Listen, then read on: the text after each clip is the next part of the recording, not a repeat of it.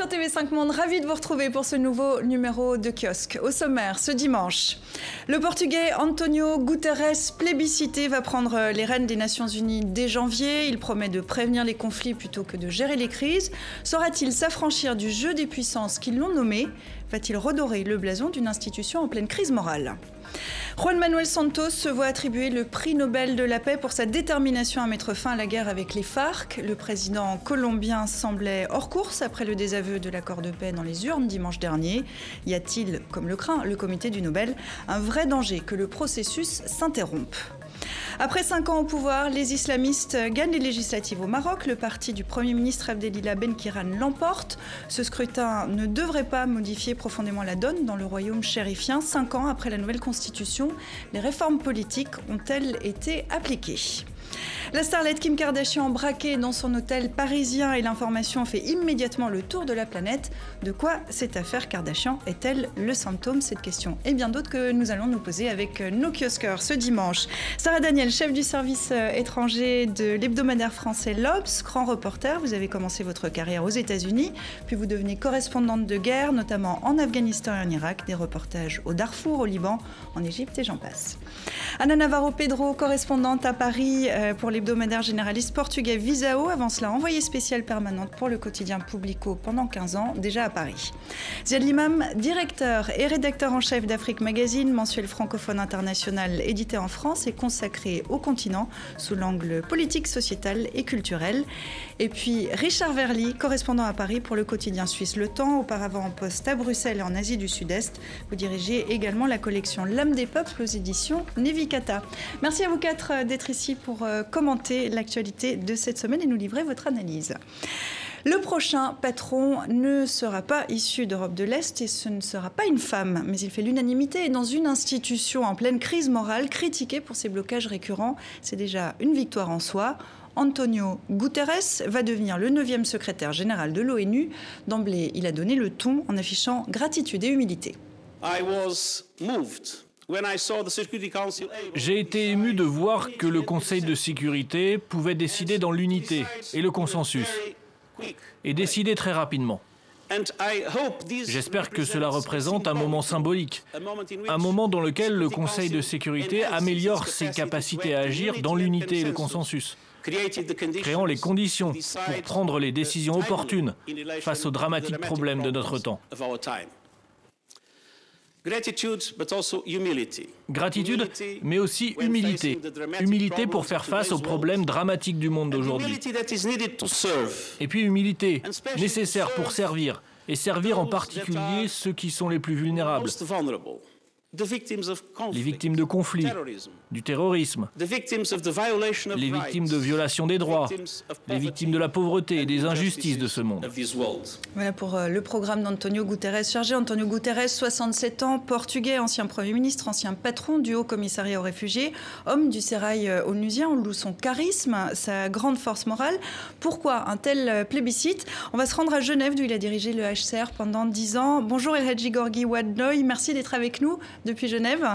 Vous êtes le directeur du magazine panafricain en ligne Continent Premier, correspondant sénégalais au Palais des Nations Unies à Genève. Vous avez côtoyé António Guterres. Comment vous expliquez ce concert de louanges? Effectivement, M. Guterres s'est montré un homme d'abord de foi, un homme de détermination, un homme qui a envie que le monde change dans de meilleures conditions. C'est-à-dire que c'est quelqu'un qui ne mâche pas ses mots. Il est certes diplomate, mais il sait que les missions des Nations Unies, c'est d'abord faire de sorte que ceux qui sont les plus vulnérables, leur voix puisse être écoutée. Et c'est un homme aussi qui a réussi, quand il était le haut-commissaire aux réfugiés, à changer carrément l'architecture, c'est-à-dire de faire de sorte qu'au moment où les Nations Unies ne recevaient plus assez d'argent pour financer leur programme d'urgence, à avoir de l'argent. Il a fait aussi de sorte, dans ces 10 ans de gestion du Haut Commissariat aux réfugiés, que le budget puisse passer de 2 milliards à 7 milliards. Donc c'est quelqu'un qui a son charisme et effectivement cela joue. Alors c'est c'est un pragmatique, vous le disiez, qui a réorganisé le HCR. Est-ce que d'après vous, il va pouvoir réorganiser, réformer l'ONU ? Il sera entre le marteau et l'enclume. Ne nous trompons pas. Le marteau, c'est-à-dire, il doit respecter les volontés des pays membres, mais en même temps, en tant que secrétaire général, il doit faire de sorte que la voix des plus faibles, la voix des peuples des Nations Unies soit entendue. Mais non, comme il a déjà montré qu'il était un homme libre, pragmatique, qui a envie que les choses évoluent dans le bon sens, je lui fais entièrement confiance. Et cela, il l'a déjà démontré. Merci Gorgui, on va voir si votre confiance est partagée sur ce plateau. En tout cas, vous avez bien résumé le thème entre le marteau et l'enclume. Première chose, est-ce qu'il a cette personnalité? Je me tourne vers vous qui êtes portugaise. Il a été Premier ministre au Portugal. Comment il est perçu là-bas? Est-ce qu'en effet, comme Gorgui, vous pensez qu'il a cette personnalité pour justement introduire des changements à l'ONU? Petite observation d'abord, le mot charisme appliqué à Guterres me semble étrange dans ce contexte-là. Par contre, en observant son parcours au Portugal, le mot cohérence s'applique. S'applique cohérence de parcours et cohérence des idées. C'est un individu qui vient d'une bourgeoisie portugaise aisée, sans plus, pas de la grande bourgeoisie portugaise, et qui a d'une famille très catholique, et lui, il ne cache jamais ni sa foi, ni son catholicisme. C'est quelqu'un qui a ce côté-là, on en parlait un petit peu avant, ce côté un petit peu notable de province du XXe siècle. Une petite anecdote, quand il était tout petit, il devait passer beaucoup de temps avec son grand-père, qui n'avait pas eu d'enfant mâle, donc il voulait ce petit enfant garçon avec lui très souvent dans sa province, dans ses terres de province. Et le petit arrivait à la gare du petit village, et puis s'il croisait le prêtre local, il disait « Bonjour, monsieur le curé, comment allez-vous? Et madame votre mère, se porte-t-elle bien ?» Voilà, ça c'est Guterres. Il est resté cet individu-là. C'est lui que vous allez voir à l'action diplomatiquement, et peut-être celui qui a permis là maintenant de voir Russie et les États-Unis au sein du Conseil de sécurité, quasiment main dans la main. C'est tellement rare que ça fait presque plaisir. Le petit garçon a bien grandi. Il a bien grandi. Depuis le Portugal, il s'est fait une expérience aussi à l'international avec le HCR. C'est un homme du sérail onusien. Est-ce que peut-être ce côté que vous décriviez, c'est une bonne chose pour l'ONU finalement? C'est un profil différent. Sarah. Écoutez, de toute façon, on peut dire que c'est un progrès par rapport à Ban Ki-moon, mais un progrès, pourquoi faire? C'est un poste impossible. Secrétaire général de l'ONU, qu'est-ce qu'on peut faire? Finalement, il n'arrivera à réformer que s'il y a une vraie volonté des Américains, que si les Russes acceptent aussi de jouer le jeu. Enfin, d'ailleurs, il y a quelque chose qui est très, très, très parlant. C'est la manière dont cette élection s'est organisée. C'est d'une opacité extrême. Avec une volonté d'être un peu plus transparent cette fois, puisqu'il y avait des auditions publiques, les candidats étaient auditionnés de façon publique, mais au final, c'est vrai que c'est malgré tout le Conseil de sécurité qui décide. C'est totalement opaque, et on imagine que derrière, il y a eu, pour qu'il y ait ce consensus, ce beau consensus que tout le monde souligne, il y a dû avoir des tractations incroyables. Alors lesquelles justement? Comment ça se négocie un poste comme celui-là? Est-ce que c'est unanimité? Justement, on n'est pas suspecte, Ziad. Non, mais il est obligé. Enfin, moi, je n'ai pas participé aux négociations, donc je ne peux pas vous dire le détail. On n'a aucune fuite à Lisbonne. Mais il est clair que vous êtes obligé d'avoir le minimum de blanc-seing, c'est-à-dire les États-Unis, les Russes, les Chinois, les membres permanents du Conseil de sécurité, les Européens, même s'ils ne sont pas membres tous du Conseil de sécurité. Donc on est obligé, grosso modo, d'avoir cette espèce de contrat de travail qui rend, comme disait Sarah, les choses totalement impossibles. Parce que comme vous êtes commissionné par des puissances qui n'ont pas forcément les mêmes agendas, et on le voit très bien aujourd'hui dans le dossier de la Syrie, mais on pourrait parler des Balkans, on pourrait parler de l'Ukraine, on pourrait parler de tous les conflits auxquels on a fait face en ce moment. Il y a une résurgence de guerre froide. Donc ce monsieur va avoir un job assez difficile. Alors la petite touche d'optimisme, c'est ce que disait notre ami à Genève, c'est qu'il a prouvé dans un autre métier des Nations Unies qu'il avait une certaine efficacité pour naviguer dans les couloirs, pour trouver de l'argent, pour trouver des alliés, etc.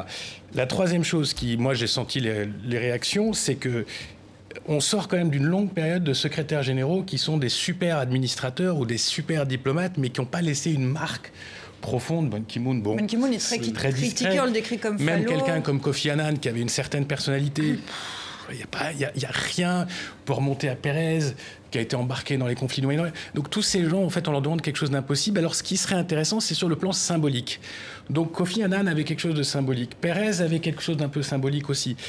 Qu'est-ce qu'il a de symbolique alors, Guterres? C'est-à-dire que non, je parle de l'époque, c'est-à-dire c'était quelqu'un qui était Mais pas aujourd'hui, forcément... qu'est-ce qui ferait de lui un personnage un peu aujourd'hui, ce que disent une partie du monde, HR, c'est qu'on a un monde qui est gouverné dans la plupart des postes par des Blancs, middle-aged, que ça soit le FMI, que ça soit la Banque mondiale, qui n'est pas blanc mais il est américain, que ça soit le secrétaire général des Nations Unies, tous ces postes sont trustés par des gens qui participent d'une espèce d'hégémonie, enfin, je parle de la manière dont c'est perçu par le Sud, par exemple, une espèce d'hégémonie générale, et qu'on aurait bien aimé peut-être que là, pour montrer quelque chose, un personnage un peu différent, un peu plus clivant, un peu plus... Ouais, c'était le tour de l'Europe, paraît-il, non? Alors, c'était le tour de l'Europe de l'Est. Oui, et justement, les Russes, les Russes voulaient que ça mais... soit quelqu'un d'Europe de l'Est. Finalement, c'est ce profil-là qui l'a emporté. Je reviens sur cette idée d'unité. Est-ce que cette unité, justement, ça n'est pas un mauvais signe, contrairement à ce qu'on pourrait imaginer? Non, moi, son élection annoncée, elle suscite en moi deux choses. D'abord, une question.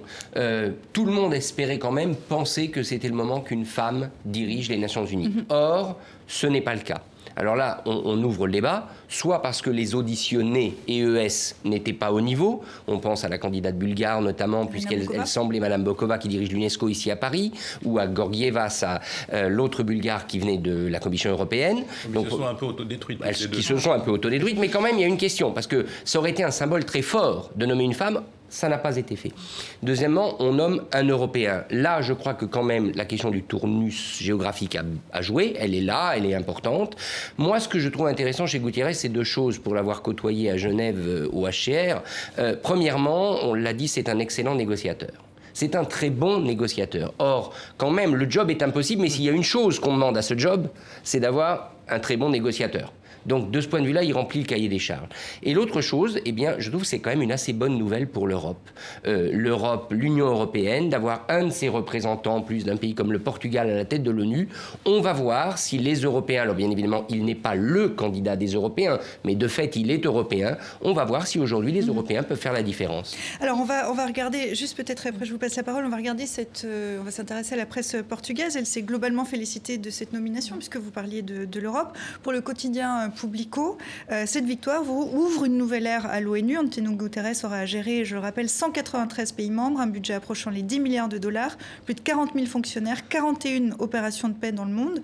Il veut donner la priorité à la prévention des conflits plutôt qu'à la gestion des crises. Est-ce que c'est comme ça qu'on remet l'ONU au cœur de la gouvernance mondiale? Anna? Franchement, je ne sais pas. C'est un homme de conviction. J'étais une des rares personnes à le critiquer quand il était Premier ministre au Portugal en trouvant que ses discours, à force de vouloir être consensuels, étaient peut-être un peu trop creux et que parfois il y avait tellement de citations de philosophes. Son grand maître à penser, enfin le philosophe qu'il préfère, c'est John Rawls, philosophe américain, théoricien des notions de justice et d'éthique. Et donc, c'est quand même des références très solides. Et sont des références qu'il met en pratique. Ce n'est pas seulement quelque chose qu'il utilise pour décorer un discours, c'est certes. Mais à force de vouloir être consensuel, je trouvais que parfois, il ne prenait pas vraiment position. Est-ce que ça va l'aider dans ce qui doit être maintenant les Nations Unies? C'est très curieux parce qu'on est à une époque où effectivement les États-nations, les États sont en perte de vitesse, en perte de force vis-à-vis d'autres forces dans le monde, notamment celles économiques et des entreprises, des grandes entreprises. Et en même temps, on vérifie un retranchement sur les notions les plus anciennes, les plus vieilles de souveraineté pour chacun de ces États. Donc il va devoir aussi travailler avec cela. Non, mais il y a des dossiers... Moi, je ne crois pas à l'homme miraculeux de la paix. De toute façon, ça fait 50 ans que ça n'existe pas. Peut-être un grand talent de diplomate peut amener à des résolutions du Conseil de sécurité circonvolutées qui permettent etc. Mais ça ne fera pas la paix. Par contre, ça reste une organisation politique. Il y a un débat, par exemple, c'est l'élargissement du Conseil de sécurité qui date de 1946-47, si je ne dis pas de bêtises, dans sa formation actuelle. Il y a des pays qui devraient rentrer au Conseil de sécurité comme membre permanent pour exprimer un nouvel équilibre mondial. Peut-être que ça changerait les choses. Par exemple, l'Afrique du Sud. Pardon ? Je pense malheureusement que c'est une cause perdue. Non, mais c'est pas c'est une cause perdue. Mais si on dit que c'est une cause perdue, de l'élargir. Oui, mais c'est vraiment si on dit que c'est une cause perdue, on a affaire à les 5 pays ferment la chose. Oui, mais donc on a affaire à des Nations Unies qui sont l'émanation du pouvoir des puissances qui ont gagné la Seconde Guerre mondiale. Et on est en 2016 avec des pouvoirs qui émergent partout, avec une puissance américaine qui s'est affaiblie.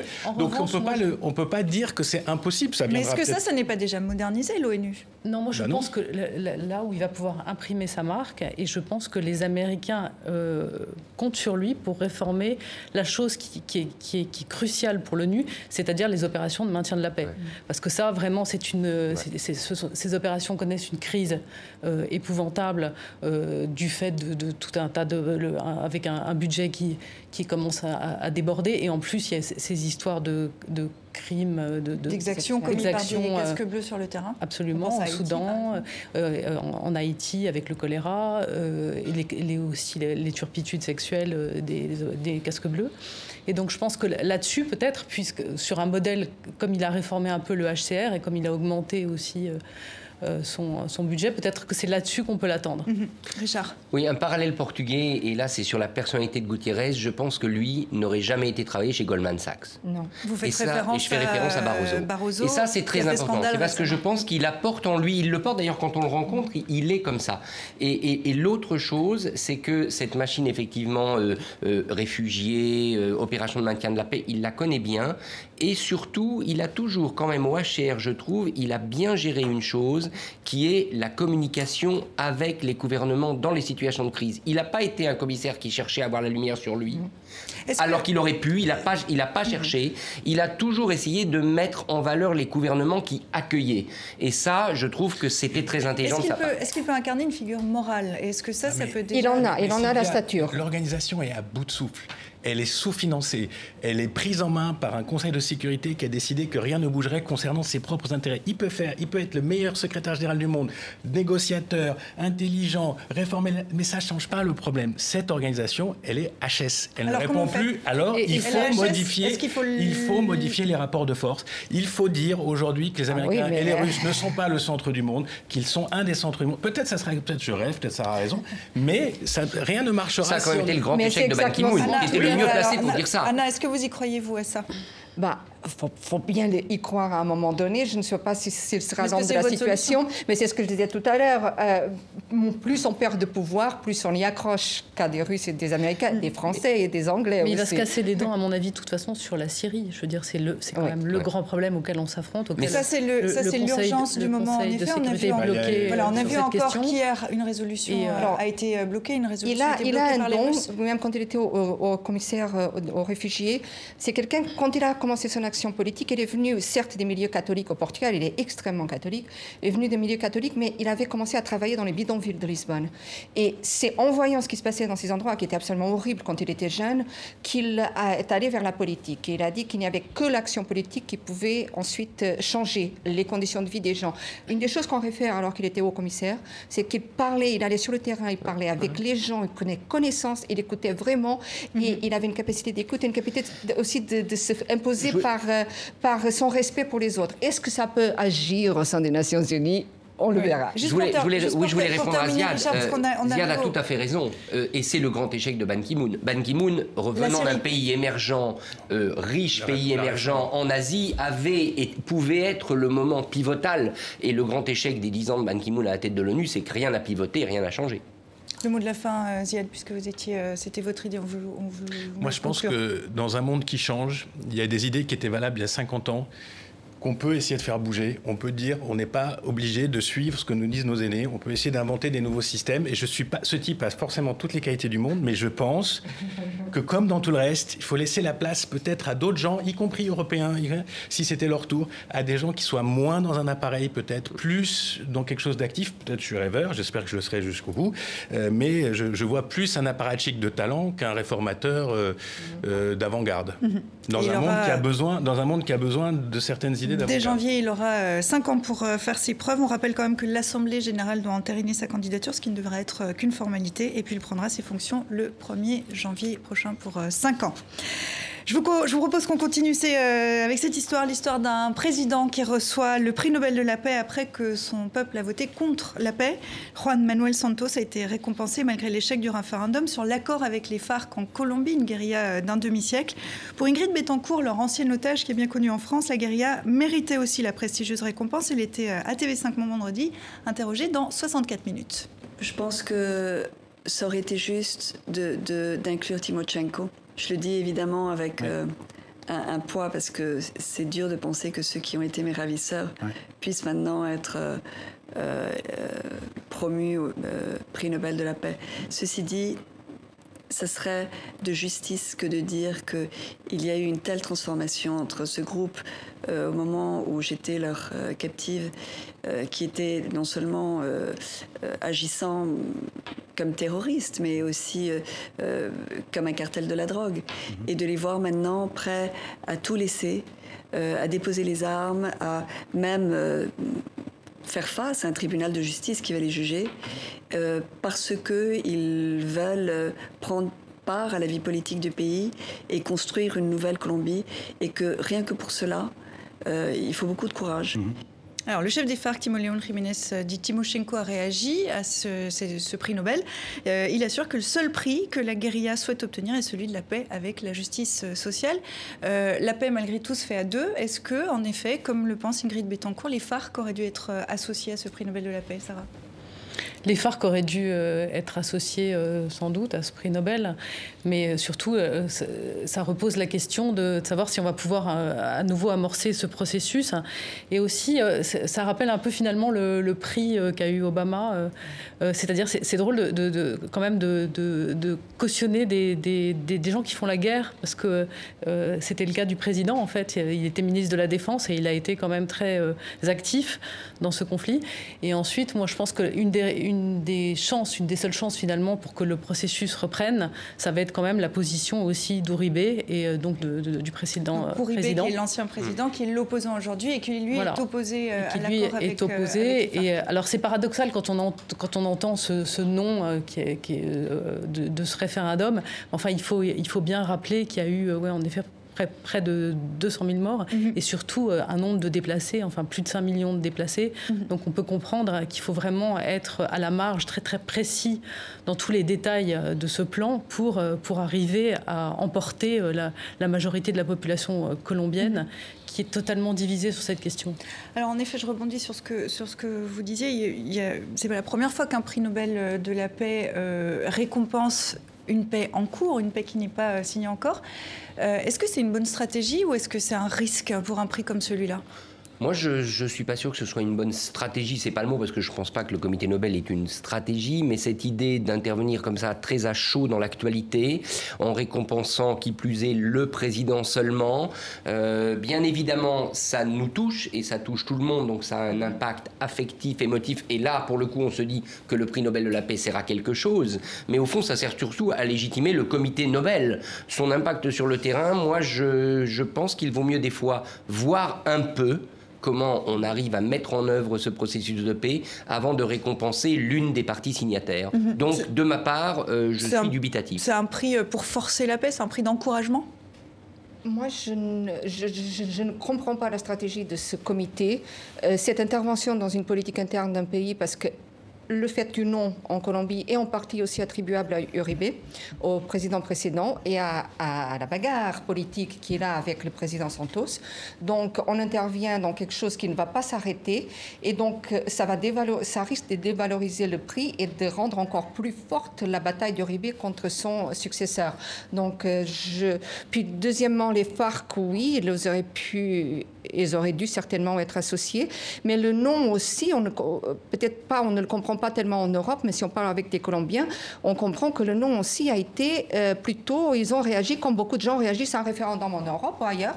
On a voté contre le pouvoir en place et pas pour la question qui était posée. On va y revenir à ce référendum avec le quotidien colombien El Espectador, qui revient en fait sur le parcours qui a conduit Juan Manuel Santos à ce prix Nobel de la paix qualifié d'historique pour le pays, en tout cas pour pour El Espectador. Le processus de paix, on va le rappeler, était lancé en octobre 2012 à Oslo, des négociations dans le plus grand secret tout en poursuivant les combats. Après 4 années de tractation, en fin de parcours, le président colombien donc trébuche sur le référendum auquel vous faisiez référence, c'était dimanche dernier. Un référendum qui n'était pas indispensable pour ratifier l'accord avec les FARC. Est-ce que malgré tout, les Colombiens, pour les raisons que vous expliquez, ont raté un grand moment de l'histoire de leur pays? Je ne dirais pas que des gens qui votent ratent des moments. Après, ils peuvent prendre on peut rater un rendez-vous avec l'histoire. On peut prendre des décisions qui ne sont pas forcément celles qu'on attendait. Et puis, un référendum, il y a toutes sortes de forces qui jouent dedans. C'est-à-dire que ce qui fait la victoire d'un camp, c'est une coalition de forces ou d'intérêts qui vont faire la victoire d'un camp contre un autre. On peut décrypter le camp du non en Colombie, qui a été...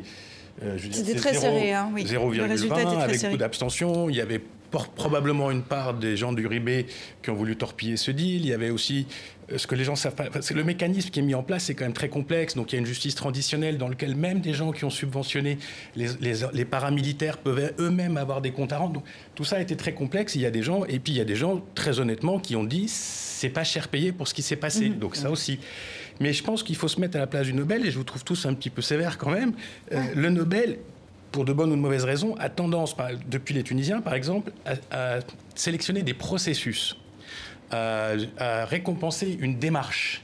Et dans le cas de la Tunisie, c'était très clair, puisqu'ils avaient pris le quartet. Donc ça, c'est le prix Nobel de l'année dernière. Ils avaient pris le quartet, et parce qu'ils avaient eu la démarche de rassembler les camps qui auraient pu faire dérailler l'expérience tunisienne. Et là, c'est très clairement un prix qui est attribué à un processus qu'ils veulent supporter, soutenir, en disant c'est un demi-siècle de conflit, c'est de ce que tu disais, 250 000 victimes. C'était quelque chose qui semblait hors de portée d'une paix jouable à un moment ou à un autre, donc on va les soutenir. Et dans le cas de Santos, c'est vrai que c'est un ancien ministre de la Défense, et il connaît très bien le dossier, puisque lui et Uribe ont créé la machine de guerre de l'État colombien, qui a beaucoup affaibli les FARC. Les FARC n'ont plus la puissance aujourd'hui qu'ils avaient il y a 10 ou 15 ans, donc ils ont été soumis à un pilonnage militaire extrêmement important, mais dans toutes les paix, il y a un personnage comme ça qui passe du camp de la guerre au camp de la paix. Je vous rappelle l'Afrique du Sud, parce que les gens disent qu'il n'y aura pas de justice en Colombie. En Afrique du Sud, il y a eu des prix Nobel, il n'y a pas eu de justice, il y a eu la justice transitionnelle, mais il n'y a pas eu des gens, des milliers de gens d'apartheid qui étaient en prison. Il y a peut-être eu une incompréhension sur cette notion d'impunité pour un certain nombre de FARC qui ont maintenant l'occasion, ou qui auront l'occasion de revenir dans la vie politique. Les Colombiens ne l'ont peut-être pas très bien compris. Il y a cette idée que l'immunité est nécessaire pour avancer, pour faire la paix. Est-ce que ça a été suffisamment bien expliqué aux Colombiens? Est-ce que les Colombiens maintenant vont être mieux intégrés au processus qui continue? Alors il y a une chose intéressante dans ce vote du référendum. On a vu que ceux qui ont voté le plus oui ou le oui a emporté, c'est dans les régions où il y avait vraiment des effets de la guérilla et des problèmes. Et le non l'a emporté dans les centres urbains les plus éloignés des troubles en Colombie, ceux qui ont été les plus épargnés. Donc ça, c'est assez curieux déjà. Puis ensuite, il y a eu vraiment des gens qui ont dit, il y a par exemple les chauffeurs taxis qui sont mobilisés pour voter contre le gouvernement. Non, contre le gouvernement parce qu'ils étaient contre l'entrée de Uber dans le pays, l'autorisation de Uber dans le pays. Il y a eu les églises évangélistes qui se sont mobilisées aussi contre, parce qu'elles trouvent que ce gouvernement est trop comment dire, libéral avec les questions sexuelles dans le pays, notamment avec les groupes LGBT. Donc voilà, il y a eu des éléments vraiment hors propos qui ont été à l'œuvre. Donc maintenant, la question, c'est comment relancer un processus qui est quand même déterminant et fondamental pour le pays, pour la région. Je vous laisse répondre à cette question. Comment relancer le processus? Elle ne vient pas de moi. Le processus aurait pu être relancé peut-être en donnant le prix Nobel au peuple colombien, par exemple. C'est-à-dire que moi, ce qui me gêne, c'est pas tant, donc je reviens un peu sur ce que j'ai dit, c'est pas tant le fait que le comité Nobel intervient dans l'actualité, parce que l'argument de Ziad est un très bon argument, le comité Nobel veut pousser un processus en cours, mais c'est le choix, à ce moment-là, peut-être que c'était le moment de dire, de donner le Nobel à un peuple qui est engagé pour la paix, avec toutes les complications que ça suppose. On aurait aimé, disons, quelque chose de plus original que de récompenser le président en cours de mandat. À mon avis, vous êtes quand même très optimiste sur le rôle de ce prix, du prix Nobel. Enfin, je veux dire, à part le fait de nous faire discuter là tous autour de la table, puis au-delà de nous, je veux dire, ça sert pas à grand chose. Regardez Obama qui a eu le prix Nobel. Regardez. Enfin, moi, je pense à tous ceux qui nous regardent en Colombie. Son action sur la Syrie, regardez. Enfin, je veux dire. Alors, qu'est-ce qui est un mauvais choix? Qu'est-ce qui n'est pas bon? C'est le prix Nobel en tant que tel, ou c'est de le donner à quelqu'un comme Obama que ça a peut-être plutôt piégé, on s'en rend compte? Ça ni piégé ni pas. Je pense que c'est pas c'est pas que c'est un mauvais choix, c'est juste que ça n'a aucune influence effective sur le sort de la paix. Et que je vous dis, là, la personnalité beaucoup plus importante dans ce processus, ça va être Uribe, ça va être Timoshenko, ça va être... Non, mais dans leurs discussions, vous avez vu qu'ils ont commencé à amorcer des discussions. Voilà, ça va être une histoire très, on va très conclure là-dessus. Ça vaut quoi un prix Nobel de la paix aujourd'hui? C'est symbolique, c'est pas inintéressant. Ça vaut ce que ça vaut, sauf que ça existe depuis un certain temps. Qu'il y en a eu qui étaient des vrais prix Nobel, qui étaient des choix heureux, il y a eu des choix moins heureux.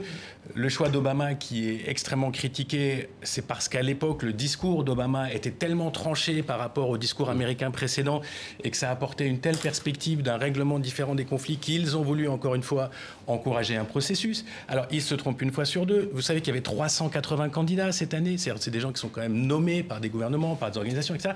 Il y avait des favoris, je rappelle, les fameux casques blancs en Syrie, dont tout le monde espérait qu'ils aient le prix Nobel. Donc, on voit quand même que ça a une certaine force symbolique et que si les casques blancs l'avaient eu, on aurait remis la lumière sur les atrocités syriennes en montrant des gens qui essayaient de... Oui, et puis là, si ça avait été les casques blancs, ça aurait été un prix de sanction d'une action déjà réalisée. Et là, maintenant, c'est politique et c'est symbolique et c'est un peu comme Guterres à la tête de l'ONU. Je pense que le prix Nobel de la paix vaut beaucoup quand il protège des activistes. Quand ce sont des gens qui sont sur le terrain, je pense à Shirin Ebadi, c'est celle qui me vient en tête, où là, le prix Nobel, en quelque sorte, les protège des pressions et les transforme en figures morales heureusement inatteignables. Ça, là, il y a une vraie valeur. Quand on récompense un homme politique en action, évidemment, on met le prix dans les mains d'une action politique et donc de tractation locale. Et le prix sera remis donc à Juan Manuel Santos cette année, ça sera le 10 décembre prochain à Oslo. On avance, on se souvient, il y a 4 ans au Maroc, Abdelilah Ben-Keran devenait le premier chef de gouvernement islamiste de l'histoire du Maroc. C'était, souvenez-vous, dans la foulée des printemps arabes. Vendredi, et malgré un bilan décevant, son parti, le PJD, a à nouveau remporté les législatives. On part au Maroc. Le peuple marocain a remporté aujourd'hui une victoire sans précédent. Il a prouvé qu'il était grand et qu'il méritait sa place parmi les États démocratiques. Le peuple marocain mérite sa place parmi les États démocratiques. Je vous voyais réagir, Ziad, votre commentaire. Moi, je pense que, en tout cas sur le plan de la transparence, quand on sait d'où vient le Maroc et où on est arrivé vendredi, il y a une révolution mentale copernicienne. On a un ministre de l'Intérieur qui s'est engagé personnellement à ce que ça soit absolument transparent. Et ça l'est probablement à des epsilons qu'on connaît même dans des démocraties européennes ou américaines. Bon, là où il y va un peu fort, Ben-Keran, qui est un personnage remarquable, je veux dire, sur le plan politique, il est habile, il est malin, il a un ton, il sait parler, il sait rassembler les foules, il connecte. C'est un des hommes politiques au Maroc qui connecte avec son électorat. Et même au-delà un petit peu, il séduit même dans les classes, dans la bourgeoisie élégante, qui se dit peut-être qu'avec ce monsieur, ça serait plus sûr, etc. etc. Mais c'est une victoire, mais pour la première fois, il a un parti adverse qui s'est structuré en 7-8 ans, qui existe et qui est le deuxième parti du Maroc, qui fait à peu près 100 sièges au dernier comptage. Et donc, il a un gros problème, c'est quelle alliance il va faire, parce qu'il ne peut pas gouverner tout seul. Donc, on va quand même rentrer dans un peu de discussion sur avec quoi il va s'allier. Et selon l'alliance, où on va vers un Maroc conservatisme, traditionnaliste, même si la puissance du palais joue, ou on va vers un Maroc qui va aller vers une voie plus moderniste, je déteste le mot laïque qui ne veut rien dire dans cette région, mais bon, il y a quand même un choix de société qui s'offre au Maroc et qui sort des urnes. Moi, je trouve ça absolument remarquable. C'est exactement ce qui s'est passé en Tunisie. Et le dernier point, et après je m'arrête, c'est que ces partis ne sont pas finis. L'islamisme en soi, les islamistes modérés, dans 5 ans, dans 6 ans, il va y avoir 70 chapelles. Et les modernistes laïcisés, il y aura 70 chapelles. Et on le voit d'ailleurs, encore une fois, je fais la comparaison avec la Tunisie, on voit dans quel état est le camp laïque, entre guillemets. Donc tout ça est en train de bouger, mais ce qui m'intéresse, c'est qu'on a un choix de société qui est clair et que les électeurs ont traduit dans les urnes. Est-ce que ce choix de société vous paraît clair Alors, non, c'est juste que je ne suis pas tout à fait d'accord avec Richard. Alors, vous avez parlé avant Richard. Voilà, non, je pense qu'il ne faut pas non plus... Enfin, c'est un effet de la démocratie, mais il ne faut pas non plus être tout à fait naïf. C'est-à-dire que tout ce processus est quand même largement contrôlé par le palais et que donc le PJD ne peut aller aussi loin que ce que le palais le laisse aller. Et il l'a très bien compris dans une grande intelligence politique en s'auto-limitant. C'est-à-dire que jamais il ne remet en cause la personne du roi, jamais il ne dit que ça n'est pas le commandeur des croyants, comme il pourrait le faire en bon parti frères musulmans qui se respectent. On voit une relation tendue quand même entre Ben Kiran et oui, le non, palais. ils ont une certaine marge de manœuvre et voilà, mais c'est quand même largement un jeu politique. Et donc après la progression du PAM, donc il y a le parti qui est arrivé deuxième aux élections. Absolument, et qui a été fondé par un proche du roi, Fouad Ali Halima. Et donc voilà, si vous voulez, dans un on va dire un processus fermé, il y a en effet une répartition d'un parti de gouvernement et d'un parti d'opposition, mais enfin tout ça finalement est extrêmement contrôlé. Je ne suis absolument pas d'accord, là, pour une fois. Je pense que c'est vrai que c'est un processus où le palais a une place importante, mais si on regarde la place du palais, elle n'est pas immuable, elle n'est pas gravée dans le marbre. Si le parti dominant devient suffisamment dominant, et on parle des islamistes, il peut décider de faire appliquer la Constitution littéralement.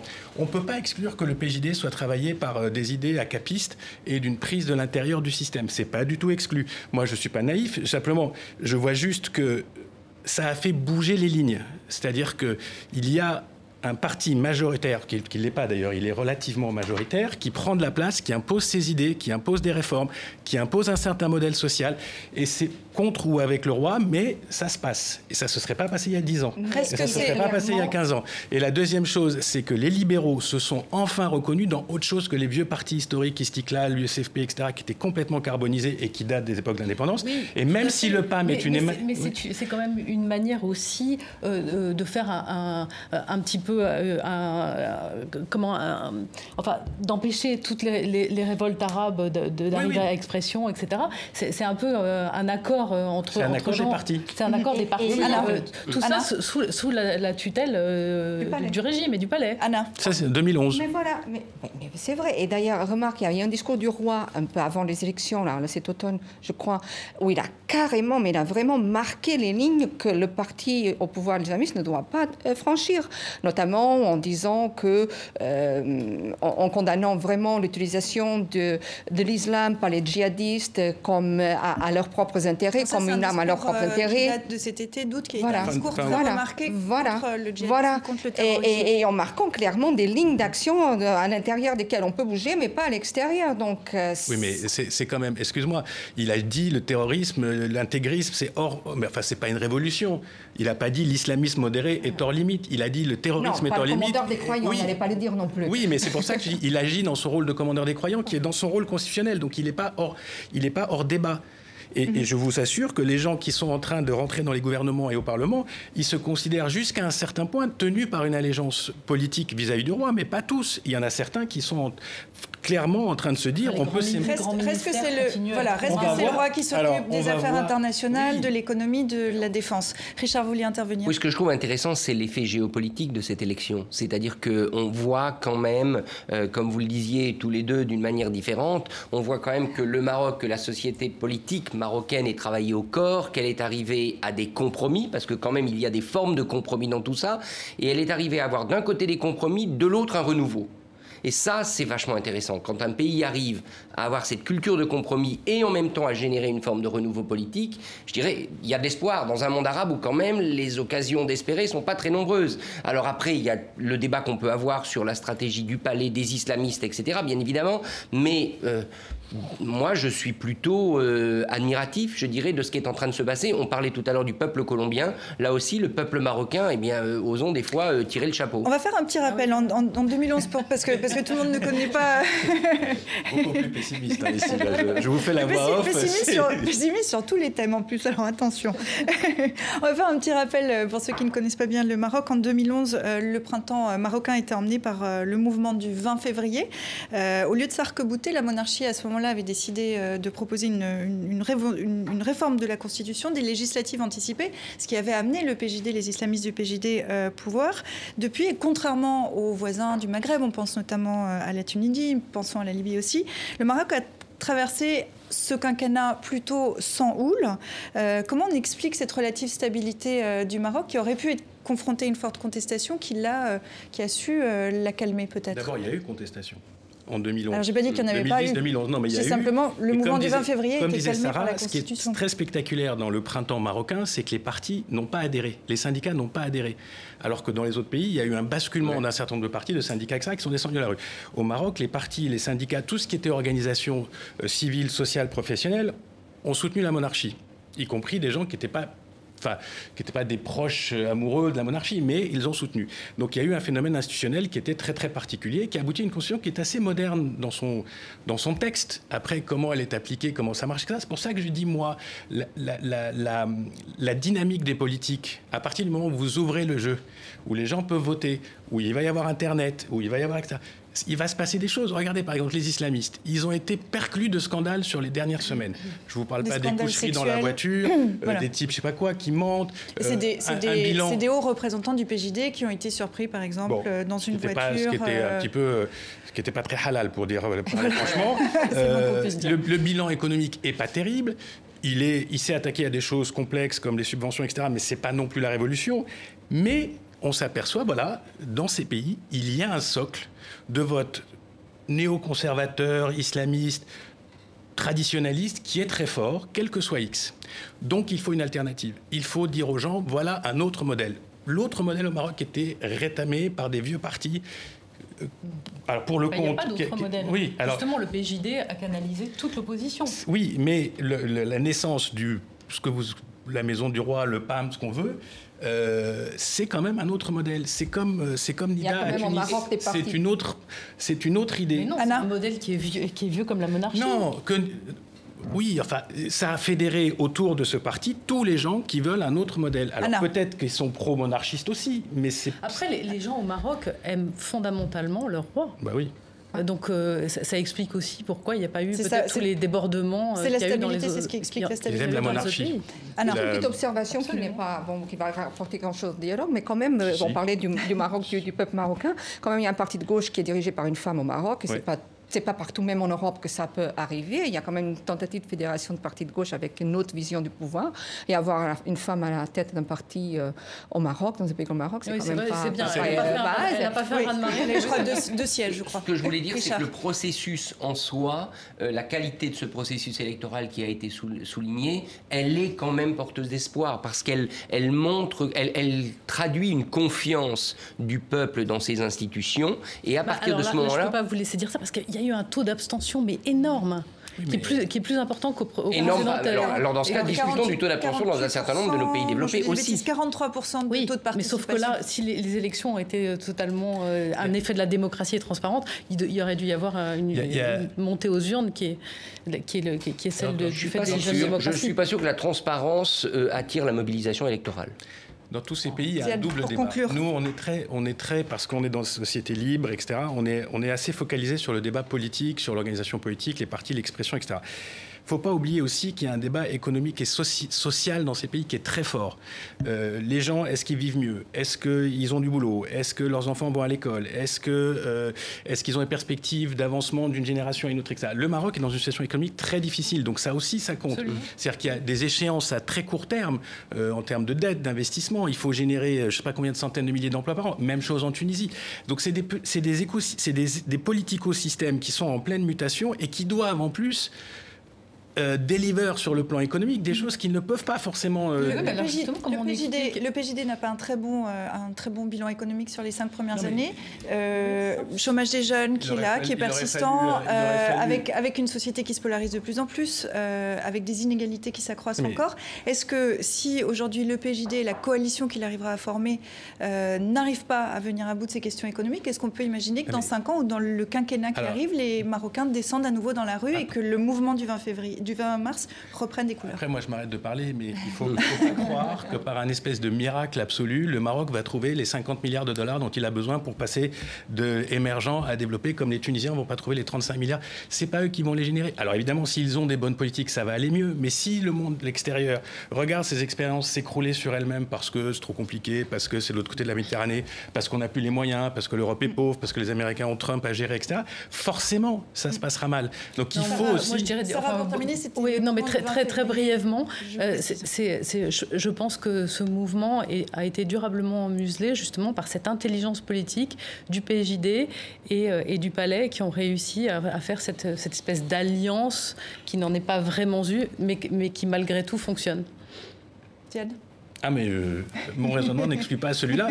Je dis juste qu'il y a des dynamiques. Je dis qu'il y a des dynamiques qui changent la donne progressivement, et on espère que ça va dans le bon sens. Parce que moi, je n'exclus pas encore une fois un scénario plus complexe de la part des islamistes dits modérés, de progressivement créer une place qui devient incontournable, y compris sur le plan institutionnel et politique. Et d'un mot pour conclure, Richard, je vous pose en arbitre du désaccord, en tout cas des deux visions qui s'opposent. Non, il n'y a pas de désaccord en l'occurrence. Il y a une vision, une analyse qui dit qu'au fond, cette élection, elle était tenue par un carcan qui émane du palais, ce qui est probablement vrai. Il y avait une alliance ou des compromis qui ont été faits, mais en même temps, moi je trouve que quand on a un exemple comme celui-ci à montrer, c'est pas mal. Je veux dire, arrêtons de systématiquement trouver que tout ce qui vient de l'autre côté de la Méditerranée est forcément vérolé. Quand on a quelque chose comme ça, attendons de voir et donnant la chance à ce système de se renouveler. Il n'y avait pas de jugement moral de ma part. Hein. Je veux dire, il y a une telle entropie dans la région que de toute façon, on est prudent. Mais c'est juste la description d'un mécanisme et d'un phénomène que j'ai essayé de faire. Je vous propose qu'on passe à ce qui était finalement, et on le sait tous, le vrai sujet cette semaine, en tout cas lundi. C'est le fait divers mondial de la semaine, vraiment sans transition. Il a fait les gros titres dans la presse. Je vous ai soufflé déjà, Anna. Kim Kardashian a été victime d'un vol à main armée dans une résidence de luxe à Paris. Butin estimé à 9 millions d'euros, dont une bague à 4 millions. En pleine Fashion Week, voici la réaction de Karl Lagerfeld, jamais la langue dans sa poche. Mais aussi, quand on étale sa richesse comme ça, on ne va pas dans un hôtel où c'est pas très bien gardé. On va dans un grand hôtel où personne ne peut monter ni rien. Là, c'est un peu dangereux, mais ça me fait de la peine pour elle parce que moi, je l'aime bien, elle est mignonne dans la vie. Mais elle croyait que tout le monde l'aimait, peut-être, mais les gens aiment son pognon, comme on dit vulgairement aussi. Hein. Ficelé par 5 bonhommes, je ne sais pas si vous aimeriez. Hein. Ficelé par 5 bonhommes. Déjà, le langage, le vocabulaire n'est quand même pas très flatteur. Je rappelle que c'est une femme seule dans une chambre face à 5 assaillants. Anna, comment vous réagissez, vous, à cette espèce d'emballement médiatique, à tout ce que ça génère? Proportionnel à sa notoriété sur les nouveaux médias et sur les nouveaux thème d'attention dans le monde. Mais ce qui est quand même au-delà des détails, est-ce que c'est son garde du corps, est-ce qu'il y a eu des informations de l'intérieur, etc. Oui, on ne montre pas quand même des bagues, on montre pas des c'est bien l'idée, c'est qu'elle montre tout, c'est pour ça que ça marche, non? C'est pour ça que ça marche peut-être, je ne sais pas. Mais au-delà de tout cela, toutes ces questions-là, il y a quelque chose qui me fait vraiment très mal, parce que la France a été à 2 reprises, c'était depuis l'été, dans l'actualité internationale, là avec Kim Kardashian, en été avec l'histoire ridicule du burkini, et j'aime trop la France pour qu'elle soit sur l'actualité internationale sur des thèmes pareils. Voilà. Alors je ne sais pas si on peut parler d'actualité internationale. En tout cas, comme je le disais tout à l'heure, c'est le fait divers mondial de la semaine. J'ai quand même rappelé qui est Kim Kardashian, parce que tout le monde ne le sait peut-être pas, on la résume souvent à une imposture basée sur un postérieur. C'est un petit peu plus compliqué que ça. Kim n'a pas fait d'études notables, elle vit grâce à la fortune de feu son père. Et puis en 2007, une sextape plus tard, elle atteint le statut de célébrité avec une émission de télé-réalité, L'incroyable famille Kardashian. Elle était une sorte de blague au départ, elle est devenue une femme d'affaires redoutable dans l'art de vendre sa propre image. Est-ce qu'aujourd'hui, reine des médias sociaux, c'est une consécration, un nouveau métier? Est-ce qu'elle a tout compris à l'époque? Je ne comprends pas pourquoi on s'étonne de l'emballement médiatique autour de sa personne. Je veux dire, c'est une femme d'affaires, en fait. Elle est rarement présentée comme une femme d'affaires quand on voit c'est quand même le cas. C'est un power couple, enfin, comme il y en a d'autres. Et voilà, c'est pas, on s'intéressait aux frasques de, je sais pas moi, de Prince ou de Michael Jackson. C'est pas, voilà, elle correspond à notre époque. C'est un peu qu'il y avait un Jim Carrey qui avait fait un film comme ça, où on le voyait en permanence filmé, etc. C'est comme ça qu'elle vit. Et donc, Kim Kardashian, Michael Jackson, même phénomène. Ouais, l'affaire deviendra vraiment passionnante lorsqu'on découvrira que ce sont des vrais policiers qui l'ont agressé. Non, je rigole, puisque les cambrioleurs étaient déguisés en policiers. Oui, bon, apparemment, elle avait choisi peut-être pas le bon hôtel, comme dit Karl Lagerfeld. Évidemment, quand on a un cambriolage de cette dimension, de cette valeur sur une personnalité publique, là, ça a un côté, je dirais, glamour trash, parce que le côté un peu trash des Kardashians, si ça avait été, je sais pas, une grande actrice pas trash, ça serait la même chose. C'est quand même un coup porté à Paris. En pleine Fashion Week, c'est quand même un coup porté à Paris. Sur Instagram, c'est l'équivalent de la population de l'Allemagne qui la suit. Son compte Instagram est le troisième le plus Il y a suivi. plusieurs Allemagnes comme ça. Justin Bieber, c'est la population de la planète entière. C'est 84 millions de personnes qui la suivent sur Instagram. C'est quand même phénoménal. Oui. Moi, je regarde des photos de temps en temps. Ça ne veut pas dire que je suis complètement décérébré. Bon, je trouve qu'on vit dans un monde comme ça où les réseaux sociaux ont pris une telle importance que ça devient un phénomène pour nous, par exemple, journalistes ou médias. Il faut jeter un coup d'œil. On peut pas vivre en dehors de Mais est-ce que c'est un reflet un petit peu embarrassant de l'époque? Est-ce que c'est pour ça que tout le monde est un peu... Comme Trump, par exemple? Non, mais il y a d'autres choses très embarrassantes. Donc moi, ça m'embête pas que cette fille... qu'elle ait réussi à devenir ce qu'elle est en jouant sur à la fois le charme, l'intelligence, les rondeurs. Bon, ça m'intéresse moins que la problématique de la sécurité à Paris, parce que je trouve que ça c'est une bonne problématique. Et je parle pas de l'insécurité, l'incivilité quotidienne. Je parle de quand même cette multiplication de braquages. Très visible, que ça soit elle, que ça soit le patron d'une grande entreprise qui se fait braquer dans le tunnel en sortant du Bourget avec sa voiture. Il y a eu cet été. Mais c'est assez propre. Oui, mais c'est pas une raison pour dire on s'en fiche. Non, mais c'est assez propre à Paris, comme s'il y avait une espèce de pouvoir d'attraction de cette ville sur les gens qui font ce business. La camionnette qui avait été braquée sur l'autoroute du Nord, quand même, en allant vers Roissy par des gens qui avaient pris toute l'artillerie d'un pauvre Séoudien en vacances. Paris attire des gens qui attirent d'autres gens. Et je pense quand même qu'en termes de visibilité internationale, ça pose... Et Paris espère que Kim Kardashian reviendra pour une prochaine Fashion Week. Pour l'instant, elle est en cure médiatique. Et puis l'émission L'incroyable famille Kardashian, qui est diffusée quand même sans arrêt depuis des années et des années, est en pause. Donc on verra quand elle reprend et on verra quand Kim Kardashian reviendra. Je vous propose qu'on conclue l'émission avec Dilemme, comme chaque semaine. Dilemme avec qui on va faire un dernier tour d'actualité de la semaine. C'était notre premier thème tout à l'heure. Antonio Guterres va remplacer Ban Ki-moon à la tête de l'ONU. Aïe, il me refile la patate chaude, s'exclame Antonio Guterres.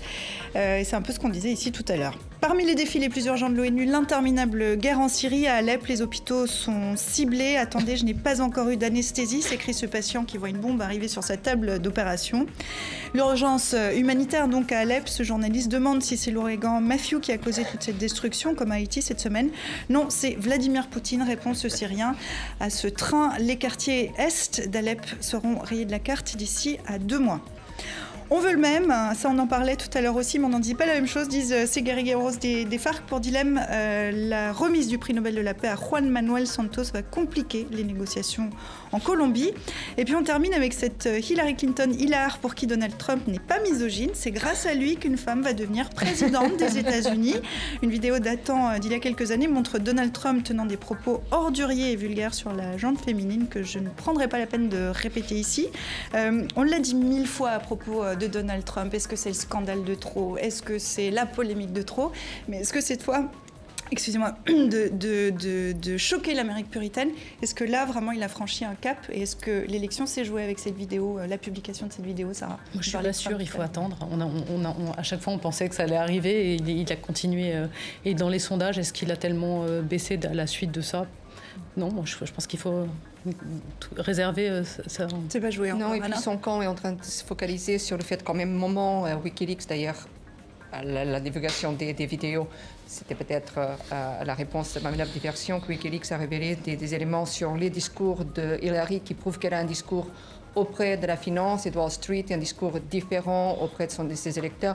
C'est trop compliqué peut-être, mais ils sont en train d'essayer de monter cela en épingle. Je ne sais pas si vous l'avez regardé, est-ce qu'elle vous a choqué cette vidéo? Parce que les propos sont quand même assez crus. Non, mais moi j'ai été...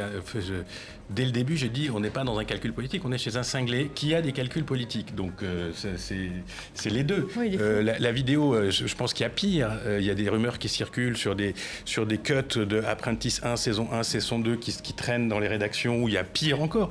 Moi, je pense que le personnage, il est comme ça. Mais ce qui m'intrigue et ce qui m'inquiète, c'est que je pense que 80% des gens qui votent pour lui s'en foutent.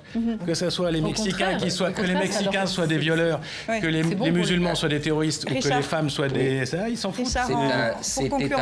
C'était un promoteur trash, c'est un individu trash et c'est un candidat trash. Est-ce que ça sera un et qui est élu par une Amérique parfois un peu trash. Et est-ce que ça sera un président trash? Réponse le 8 novembre. On verra bien d'ici là. C'est dans un mois quand même, hein. Les semaines passent vite. C'est loin d'ici le 8 novembre. Il peut lui arriver... c'est compliqué pour lui là quand même. On verra bien. On va suivre ça de très près à Kiosque. Je vous remercie tous les quatre d'être venus dans Kiosque aujourd'hui pour commenter l'actualité qui est toujours très riche. Merci à vous qui nous regardez des quatre coins de la planète. Retrouvez-nous sur les réseaux sociaux comme Kim Kardashian. Faites-nous part de vos commentaires, de vos remarques. Je vous dis à la semaine prochaine. Passez une excellente semaine. À dimanche.